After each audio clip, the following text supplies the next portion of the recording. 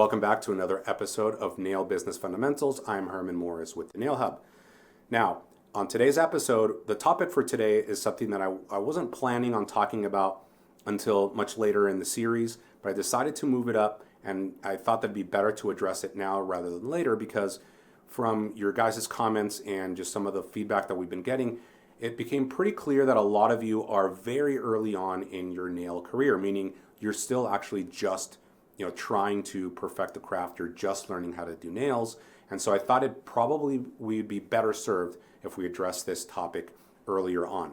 And that is a topic of developing your skills. How do we get to a point where we have mastered our craft? Now, you might be saying to yourself, hey, Herman, weren't we talking about just in the previous episodes that we're going to live in the bottom two planks of the pyramid and not in the top two planks? So why are we discussing skills? Now, that can be a little bit confusing, so I want to clear something up. When we're dealing with skills in the pyramid, we're talking about the skills that we've already perfected.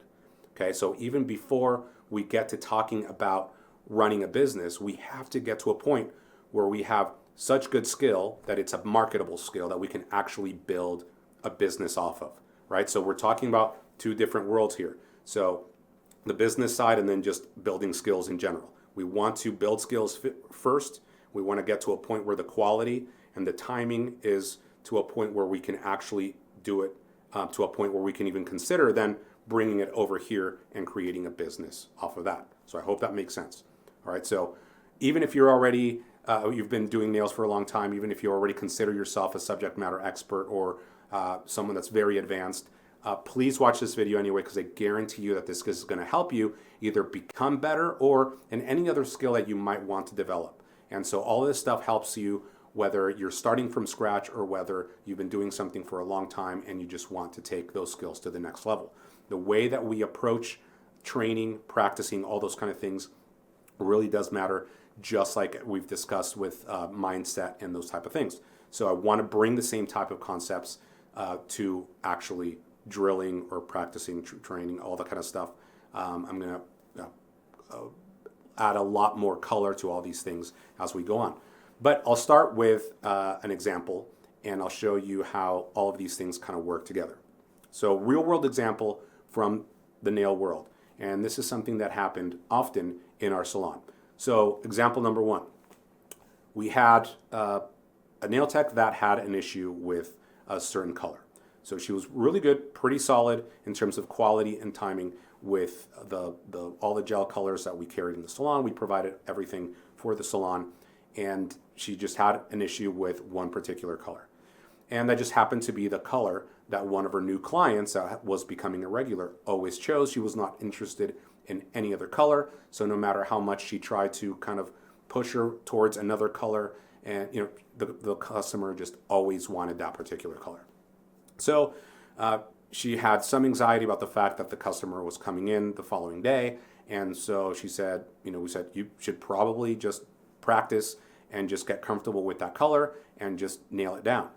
And she said, yeah, you're right. And so in between clients that day, the previous day, and even after we had closed, she took the time to drill with that color, and until she finally got it right. And so I don't remember how many iterations, how many times, how many reps she did of applying that color, but she finally got to the point where she was satisfied that it had worked, and she got it, and she was so happy and satisfied with herself. She had put in the time, and she proceeded to go home for the night. The following day, when that client shows up, she was very confident. She was, no longer had any sort of anxiety about doing the service, and she proceeded with the service. And lo and behold, she did not do the service correctly. She went over time. The color was not behaving the way she wanted it to. And so, again, not the best experience for her or the customer. All right? Now, example number two. Another employee had a similar issue. Same thing, an issue with a particular color. In this case, I don't remember if it was the same color or not. There's always some of these, kind of tricky colors. I'm not on nail tech. I don't understand the ins and outs of those, but you probably understand what I'm saying. I just know kind of what happened, and I took notes, mental notes. And so same thing, another another nail tech had a similar issue, and she just said, "Hey, I need to get it together when it comes to this color. I know my client's is gonna want it tomorrow, so I need to also drill with it, practice, practice, practice." So she started to practice, and then she got it right, and then she practiced again and got it right again, and then she practiced again and got it right again, and on and on and on and on, and then went home for the night. The following day, she has her service. Everything works out perfectly fine. Can you tell me the difference between those two approaches? Okay, that's what the topic of this video is, which is amateurs practice until they get it right. Professionals practice until they can't get it wrong. Right? In this case, obviously, the first nail tech in the first example, she's not an amateur, she's a professional, she's doing this for a living, but we're talking about the mindset or the mentality here. So someone with an amateur mentality practices until they get it right. A professional, okay, with a professional mentality practices until they can't get it wrong. And that's where we're kind of mixing all of these things together with mindset and when it comes to perfecting our skill, mastering our craft. All right. So what were the things kind of, the factors here? Well, number one, if you're having an issue with a certain thing and you're drilling it and drilling it, doing the reps until you get it right, think about how many reps you did prior to getting it right. Right. So let's just say that it took me 10 times of doing it wrong before I got it right on the 11th time.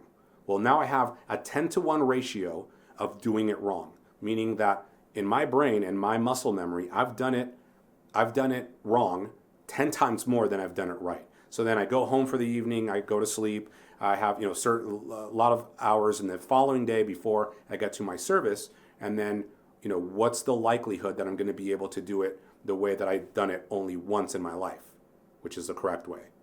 Very slim, right? So I think you're seeing the difference there.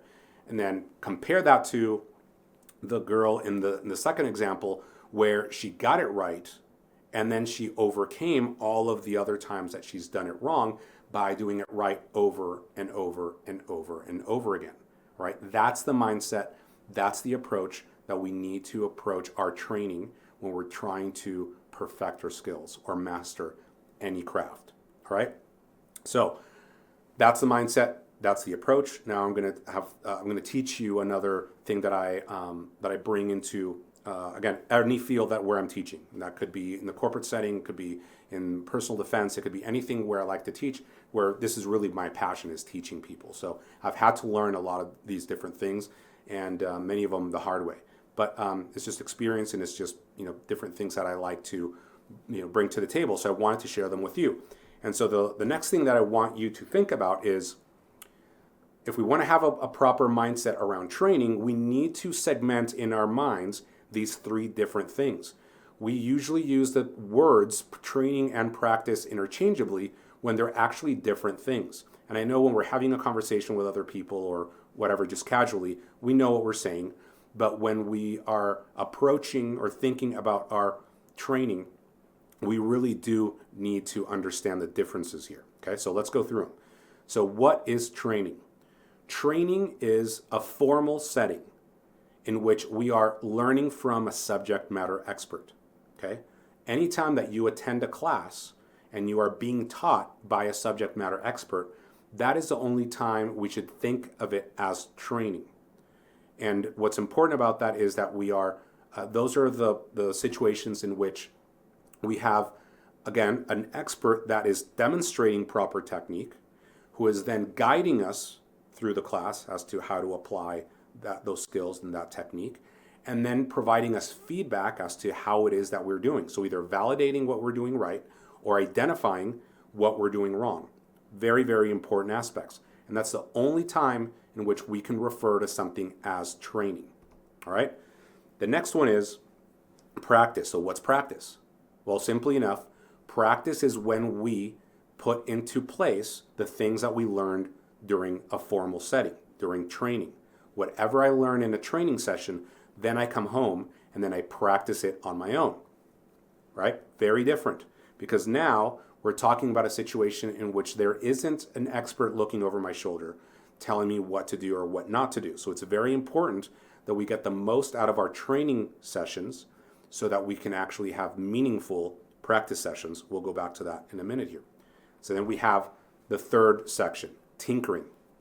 I refer to it in tinkering in the nail world because it is tinkering, and anything having to do with manual things, we're playing around with our hands and trying different things. Tinkering is the correct word. I change it to experimenting in other fields and other industries, but it's basically the same thing. Playing around, a non-formal setting in which we are just, mindlessly experimenting and trying different things. All right? There's nothing wrong with this. Very important aspect. Again, I'm going to go through the pros and the cons of each one of these, but it is something that is in its own category. So let's get back to these three, and these three and kind of break them down. So training is precisely everything that I mentioned before, and so how much of it should we be doing? Here's where the problems or the challenge with training. Training should be done as much as possible, time and budget permitting. Obviously, time is always an issue with any of these, but when it comes to training, sometimes we're dealing with training classes where it might be a whole weekend, it might be an entire day, an 8-hour day. So obviously, time is more of a factor here. And then, of course, kind of the biggest one could be, and usually is, budget. We have to shell out a lot of money for these type of training sessions, so we're going to be limited in how much of this formal training we can actually do.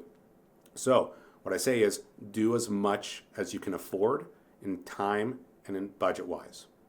So that's going to be up to you. It's going to be completely subjective, but that also highlights how important it is that if we do attend some formal training, that we get the most out of it, that we really take advantage of it, and make sure that we take home with us those two things: the validation of what we're doing right and identifying where our weak spots or blind spots are. All right. So then practice. Practice, again, it's what we practice on our own that we learned from training. And so how much of this should we do?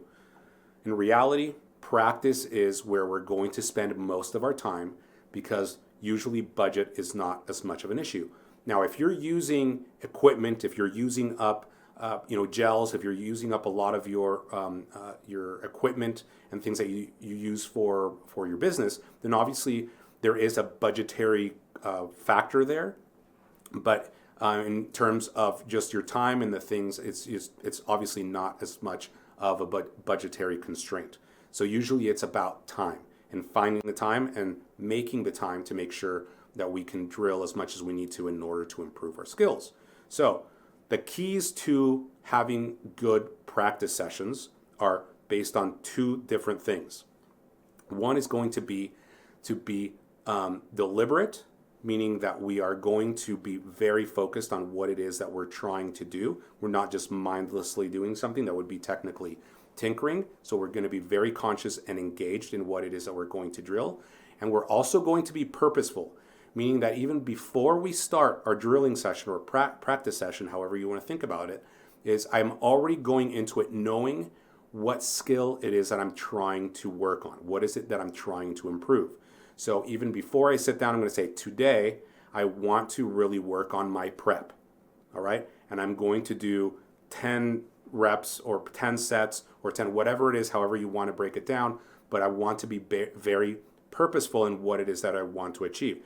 Maybe it is I want to perfect my removal. I want to perfect e-filing. Whatever it is, you need to be purposeful and deliberate. Those are the two things that you need to focus on for your own practice sessions. Otherwise, they might just end up being something that very like just tinkering, and you might actually develop some bad habits and some things that we call training scars. All right, so make sure that you're very deliberate and purposeful with your practice sessions. And most of the things that you're going to do surrounding training are going to be practice. Okay, so then on our third option here is tinkering. We always run the risk of getting really focused and in a way almost getting sometimes even resentful towards this thing that we used to like, which is nails, and now we do it for a living, and now we do it day in and day out, and we can get to a point where this might no longer be something that excites us. And that's why I think that tinkering really is something that's important, because even if we get jaded, tinkering and playing around and experimenting and not being so formal and rigid about it sometimes kind of helps us kind of reignite that passion and that fun aspect of what it is that we like. And so tinkering is very important for that reason. It also helps us sometimes just discover new things that otherwise we might have never found. Some different methodologies, some different things, some different uses for something that we've always used, but we never thought about using it in that way, and that's very helpful. A lot of different cool, exciting things can come out of tinkering. Now, we do not want to live in this space. This is something that we also want to do sparingly, because if we always are doing these things mindlessly, and we're just doing a ton of reps right here without being engaged, without being purposeful on any of these things, again, we can start building some bad habits, some training scars, and we don't want to do that. So you're going to spend most of your time in the practicing section, again, trying to do as much training as you can, and always pepper in a tinkering session whenever possible. All right. So once we start thinking about our development in this way, we're going to get better results. We're going to get better faster, and that's the whole point of this video. Get you better faster, so that you can start actually getting to the point where you have a marketable skill that you can actually build a business around. All right. So I hope this helps. Start practicing this. Start thinking about this again. Adopt that mindset. And I guarantee you that you're going to start mastering your craft a lot more. If you're already a master in this craft, I guarantee you can get even better. Or if you can apply that to something else, I think it'll definitely help you. So going forward, everything that we're going to be addressing is going to be business related. But again, we can't even get there if you don't already have your ticket to the game, and that is your skill, your quality, and your timing. So dial those in, and we'll make sure that you have an excellent business going forward. So hope it helps. Good seeing you. Again, please give us some comments, some feedback. We love hearing from you, and we'll see you on the next time.